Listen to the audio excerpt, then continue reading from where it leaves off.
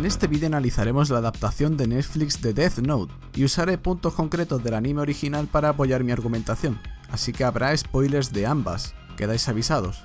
Y ya sé que llego tarde a esto. Ahora que voy a entrar en materia y hablar de personajes, trama y demás puntos de importancia, quiero dejar las cosas claras para situarnos y que no lleguemos a malentendidos. Esta película no pretende hacer una adaptación fiel al producto original. Esta película es una revisión al anime y al concepto de Death Note, y al estar juzgando una revisión no sería correcto destacar como errores los cambios hechos por Adam Wingard simplemente porque no corresponden con el producto original. Lo que es justo, para mi entendimiento, es ver si estos nuevos elementos encajan en la obra concretamente y hacer un análisis desde una perspectiva más centrada en ver a este producto como algo más independiente al original, aunque no hay que olvidar de dónde viene. Con esto dicho, sigamos. Para entender este producto hay que situarse en la visión del autor. En algunas entrevistas que he estado viendo para este vídeo de Adam Wingard, él destaca la intención de despegarse de las anteriores adaptaciones. Él es consciente de que volver a readaptar el anime o el anterior live action sería contraproducente y cambia su foco a una versión para un público diferente,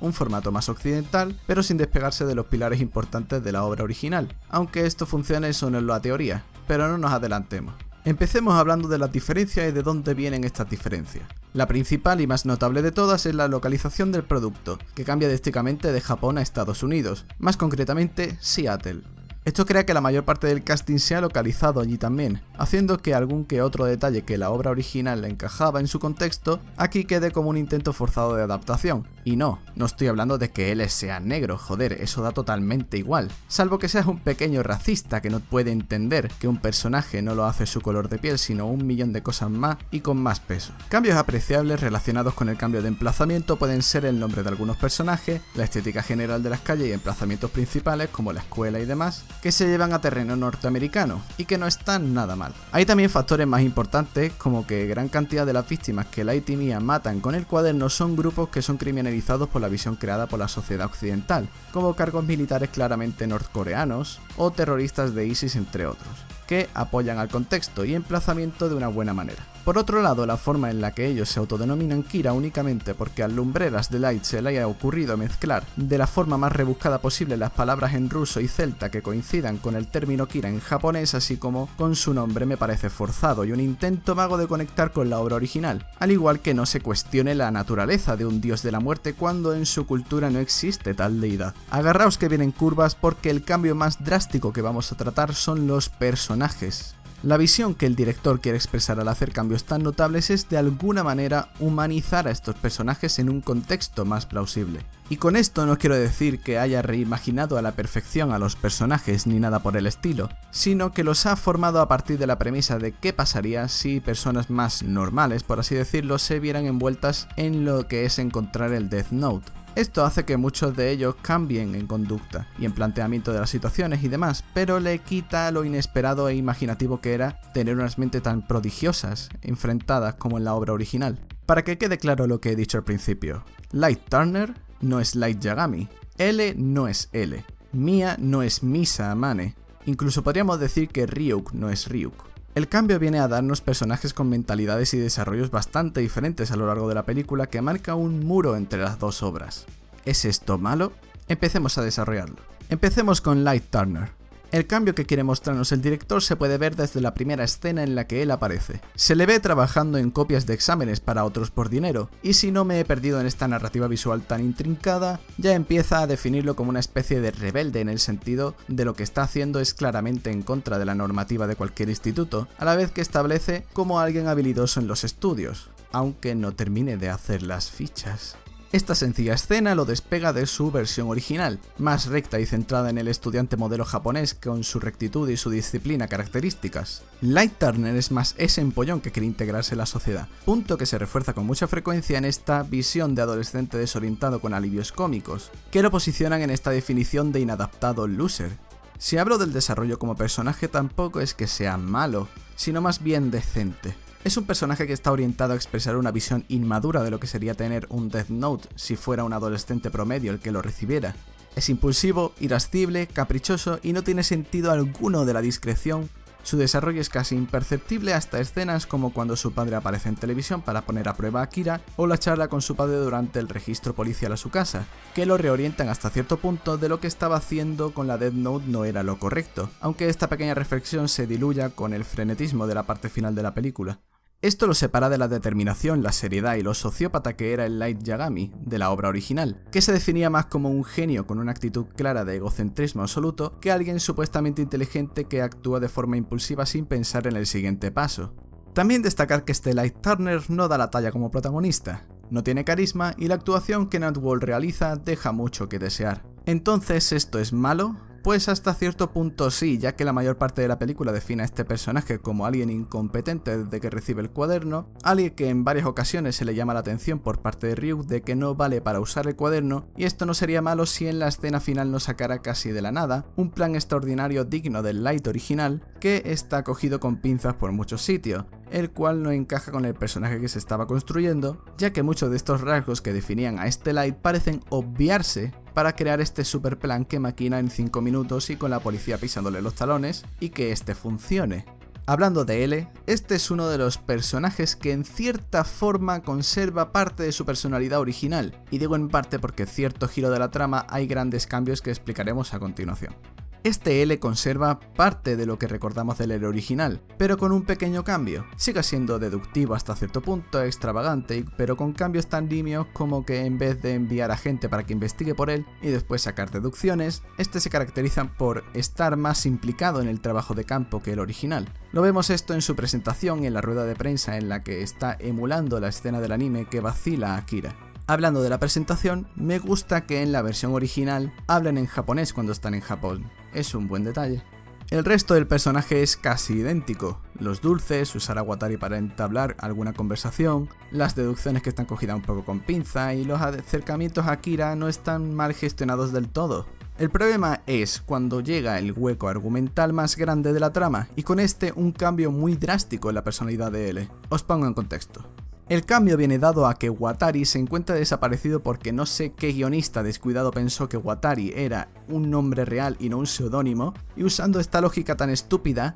al él enterarse de la importancia de Watari y al apuntar su nombre en el cuaderno funciona por arte de magia, y lo usa para buscar el nombre de L en el orfanato donde se crió. Cuando esto pasa, L pierde los nervios como un loco y va en busca de Light en un arrebato de ira, ya que para esta parte de la trama ya lo tenía en el punto de mira, aunque sin pruebas suficientemente sólidas. Partimos que el razonamiento para introducir este cambio, según yo creo que pensó el director, es el de cómo reaccionaría L si muriera Watari, y al forzar este giro hecho exclusivamente para sorprender a los fans que han visto el anime y crear así una falsa expectativa de vamos a enseñaros el verdadero nombre de L, tuvo que hacer concesiones tan poco importantes como la de la consistencia argumental. Y vosotros podríais pensar, ¿y si Watari realmente es el nombre del personaje de Watari? Bueno, hay dos opciones. Una es que el L de esta versión sea más tonto de lo que enseñan, al dejar que su mano derecha use su nombre real cuando él toma precauciones extraordinarias para escoger el suyo, o, segundo, que el director o al guionista no se le haya ocurrido que podría ser un seudónimo por más claro que se viera, y pensó, esto es un fallo de la serie original, Light debería haber usado a Watari. Si tomamos la segunda como válida, es que Adam Wingard, quien haya escrito esto, no se ha visto el capítulo que enlaza la primera parte con la segunda parte del anime de Death Note. Me explico. Al acabar la primera parte del anime, con la muerte de L y Watari, el siguiente episodio se basa en un resumen de la trama desde el principio hasta ese punto al que dedican 3/4 partes del episodio, y esta última parte a la que dedican a enlazar con la segunda parte en la que entran Nier y Mellow. Antes de enseñarnos a estos dos personajes, se muestra al grupo de policías hablando, y uno de ellos mira en un periódico en el que sale una noticia en la que se puede ver claramente el nombre real de Watari, el cual es Mr. Quishwami. Lo que se establece con esto es que este personaje tan parecido a L tiene una reacción extraordinariamente violenta digna de un crío descerebrado cuando nos lo presentan como el mejor investigador del mundo, exactamente igual que la versión original, lo cual es totalmente contrario al personaje y a las bases que se estaban construyendo sobre su personalidad. A nivel de actuación, Keith Stanfield cumple bastante bien, tiene carisma hasta cierto punto y se adapta muy bien a su papel, tanto como Paul Nakaguchi haciendo de Watari. Hablar de la versión de Misa en esta adaptación es prácticamente hablar de otro personaje totalmente distinto, si no fuera por detalles pequeños casi invisibles. Si dijera que Mia es simplemente la animadora guay del instituto que se enamora de PewDiePie, sería quedarme solo en la primera impresión que se da al presentarla. Su personaje realmente es un acierto en la pareja de los protagonistas, ya que establece un personaje que en vez de ser una niña enloquecida por su amor por Light como en la original, esta desarrolla un carisma y personalidad más independiente y propio, teniendo más fuerza y manteniendo la pareja en un equilibrio, si se puede decir así. Además, su personalidad es bastante sádica según como se mire, y la forma de ignorar la ética hace que no participe del cuestionamiento de sus propios actos, pero la hace funcionar como un personaje dentro de sus limitaciones, aunque no destaquen demasiado en cuanto al desarrollo.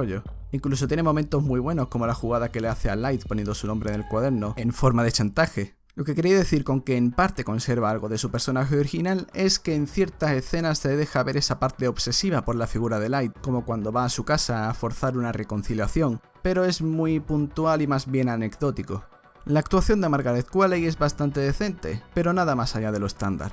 Por último destacaré el personaje de Ryuk, interpretado por Jason Lice y con la voz de William Dafoe. La verdad es que tengo sentimientos encontrados con la presentación general de este personaje, ya que el rollo tenebroso no le va nada mal a la figura de Ryuk, pero la construcción del personaje es en muchos puntos muy cambiante a la original, y por tanto su propósito narrativo también es cambiado. En este caso, Ryuk es una especie de guardián protector del cuaderno, en vez de un Shinigami aburrido. Su actuación prácticamente en ningún momento es pasiva o vaga, sino que se presta a la acción con un interés claro, ya que en esta versión los Shinigamis son los que están obligados a llevarles el cuaderno a alguien, aunque no se explica muy bien el porqué. En su aparición tan escandalosa, incita a Light a usar el cuaderno para matar en vez de dejarlo más a su elección, y se aprecia que disfruta con cada muerte, ya que también lo empuja a ser creativo. Y hablando del cuaderno, hay bastantes cambios en cuanto a la mecánica del cuaderno que quisiera exponer brevemente ya que son importantes. En un principio no sé a quién se le ha ocurrido poner más de 65 reglas al cuaderno cuando las más básicas del original se puede resumir en menos de 10 sencillas reglas, además de que esta barbaridad de reglas que hay escritas, solo 5 o 6 a lo sumo son usadas en la película, con lo cual es una pérdida de tiempo al desviar la atención con el solo hecho de mostrar tantas. Las reglas usadas son, la principal de apuntar el nombre mientras recuerdas la cara de la víctima para matarlo, pero en este caso es necesario especificar la muerte de cada uno de los casos, o si no Ryuk tomará cartas en el asunto y se encargará él mismo de cómo será esta muerte.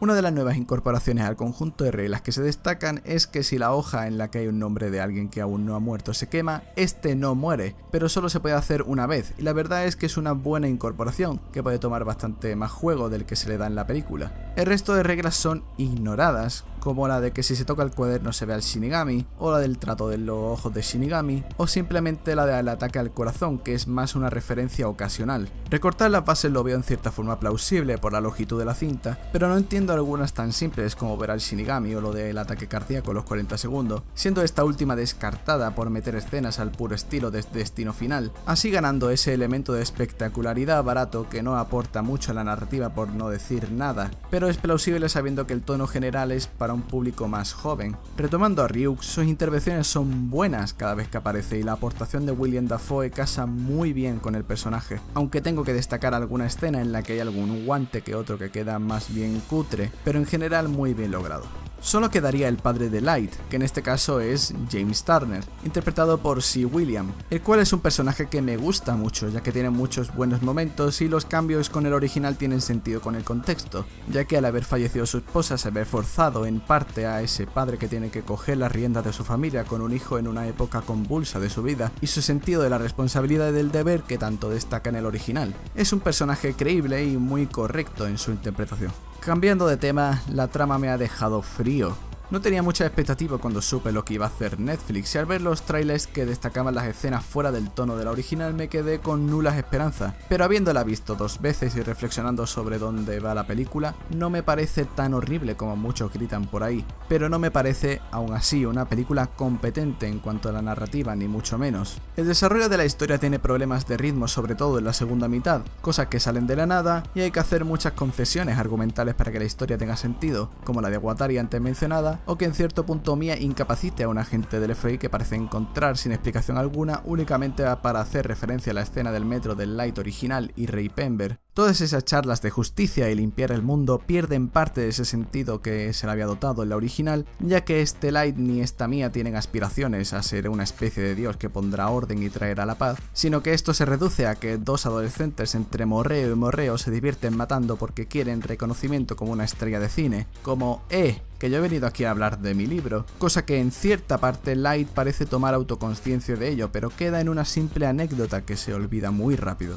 La segunda mitad es la peor que lleva la narrativa, ya que parte de un giro de guión que es un agujero en sí mismo. Las persecuciones no están mal, pero hacen pensar en cuánto se ha tenido que difuminar aquí el tema de la original para que esto pueda llegar a desmarcarse de esta misma, y aún así funcionar con las mismas bases. La mayoría de las situaciones por las que pasa la trama parecen perder ese peso que lograba la original, ya sea por lo que se estaba construyendo era poco consistente o porque tenía que hacer concesiones argumentales por el hecho de llevar escenas a referencia y no formar las suyas propias. En muchos casos, uno de los pilares más importantes para que esto se llame Death Note es la rivalidad entre L y Light, por lo que es y no es justicia, lo que acaba derivando en este caso en una especie de venganza personal que tiene poco o nada que ver con el tema troncal, en el cual toda la película oscila y se mueve sin llegar a ningún tema del cual hablar o exponer con claridad, ya que parece que no habla de nada y no aporta nada. También el final no acaba de funcionar, ya que en alguna entrevista el director menciona una posible segunda parte, y viendo el final de esta sería muy forzada, ya que hay elementos que cierran la historia como la confesión de Light a su padre, y otros que la dejan abierta como que él le descubra por casualidad conveniente que había una hoja en el cuaderno del libro del cálculo de Mia, que supuestamente Light menciona cuando él lo acorrala, aunque al cuaderno de cálculo que Light se estaba refiriendo era la Death Note en sí y no al libro de cálculo de Mia, o cuando le devuelven el cuaderno en el hospital. Esta situación está lejos de ser un final capaz de dar una conclusión sólida y menos de llevar a una secuela, ya que confluyen dos cierres opuestos en él. Pasemos a hablar del mejor punto de la película y el que probablemente la haga visible, que es sus valores estéticos. Me encanta cómo dirige Adam Wingard en cuanto al tema visual. Tiene un carácter propio y un estilo muy marcado. La mayor parte de sus trabajos fueron en películas como La Bruja de Blair o Tú eres el siguiente, lo que se puede ver claramente en escenas que remiten más al género de terror. Adam tiene lo que muchos directores no parecen tener, que es una identidad visual propia, que se aprecia en el uso del neón, en ciertos giros de plano y movimientos de la cámara, y en transiciones bien administradas y dinámicas que hacen fluidas las conversaciones y que ayudan en ciertas ocasiones al propósito narrativo. La verdad es que la cierta libertad creativa de la que se le ha dotado a la hora de dirigir parece que en este apartado ha valido la pena, salvo por ciertos elementos que salen un poco de tono, como aquella pistola con lucecitas o aquella escena a cámara lenta con una banda sonora que todos recordaremos entre risas. Y hablando de bandas sonoras, esta película tiene un apartado sonoro correcto, pero olvidable, salvo por la de la Noria, que quedará en mi memoria como la maldita guerra.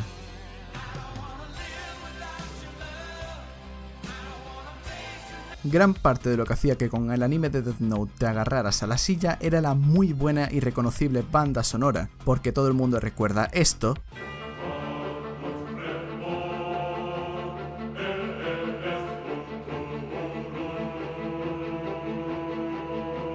pero nadie identifica esto.